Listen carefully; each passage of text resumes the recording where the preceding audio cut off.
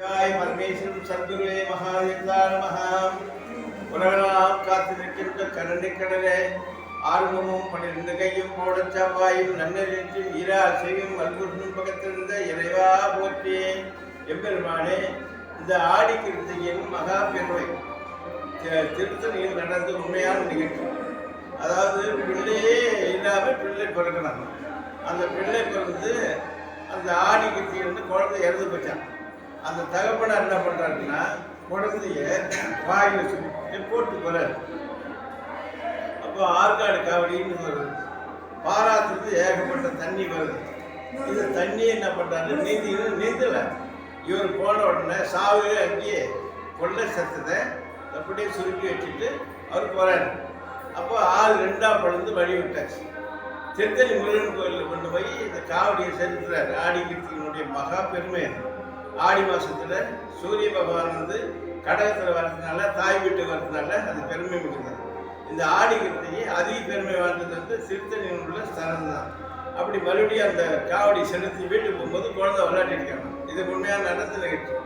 திருத்தணியில் ஆடி மாதம் எல்லாரும் காவடி எடுக்கிறாங்கன்னா இந்த காவடி பெருமை வாய்ந்த காவடி. அப்படியாப்பட்ட குழந்தையே இறந்து விளையாடிட்டு இருக்காங்க அப்படின்னு சொல்லுவாங்க.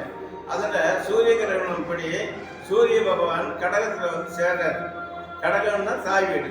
தாய் வீட்டில் இருக்கும்போது முருகப்பெருமானுக்கு பெருமாந்த இந்த ஆடி மாதம், ஆடி மாதத்தில் வரக்கூடிய கிருத்திகளை நினைச்ச நினைப்பெல்லாம் ஈரேறும், நிறைய ஆயுதங்களுக்கும் செல்வங்கள் கொடுக்கும். பகவானுடைய அனுகிரகத்தினால தீய சக்திகள் விலகக்கூடிய சூழ்நிலை.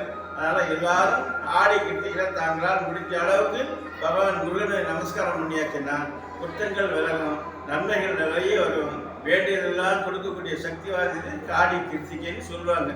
அதே சொல்றதுபடி இந்த உண்மையான நிகழ்ச்சி நடந்து இதுக்கு பக்கத்தில் இருக்கிற திருத்தணிகைன்னு சொன்னால் உலகத்திலேயே மலைகளிலே உயர்ந்தது தணிகை மலை. அந்த தணிகை மலைன்னா முருகப்பெருமானை சூரசம்பாரம் பண்ண உடனே உடனெல்லாம் எரிஞ்சுது.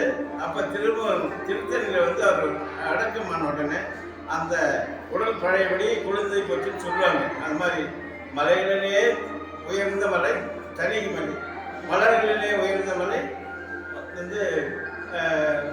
விசேஷமான எதாவது சொல்லியாச்சுன்னா விசேஷமான மலர்களிலே உயர்ந்தது அந்த சாமந்தி மலரில், ரோசா மலரில், அதாவது விசேஷமான மலை அங்குதான் கிடைச்சதுன்னு சொல்லுவாங்க.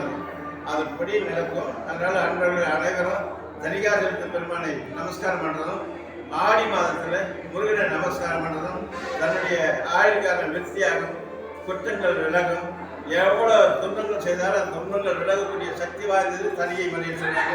அந்த தணிகை மலைக்கு அர்த்தப்படி இங்கே உளுந்தையில் இருக்கக்கூடிய முருகர் கோயில், தணிகாசலத்து பெருமானுக்கு அர்த்தப்படி இருக்கு முருகர் கோயில். இந்த முருகர் கோயில் 1700 வருஷத்துக்கு முன்னால் விக்கிரகம் செய்யப்பட்டு, அதாவது நடக்கப்பட்டு சொல்லுவாங்க. அதனால் தணிகை நிலை உயர்ந்தது ஆடி மாதத்தில் உயர்ந்தது காரணமே ஆடி மாதத்தில் சூரிய பகவான் கடகத்தில் நிற்கிறதுனால உயர்ந்தவரை.